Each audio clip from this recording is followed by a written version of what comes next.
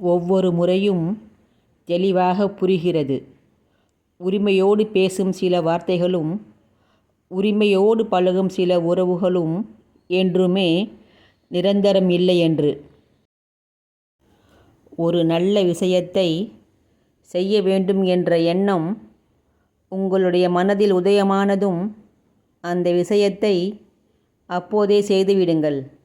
ஏனென்றால் அதன் பிறகு அந்த மனநிலை வருவதும் அதை நிறைவேற்ற வாய்ப்பு கிடைப்பதும் மிகவும் அரிதாகும்.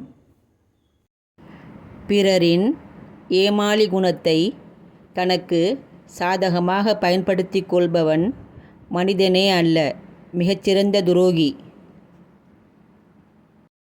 உலகில் மிக எளிமையானது பிறரிடம் குறை காண்பது.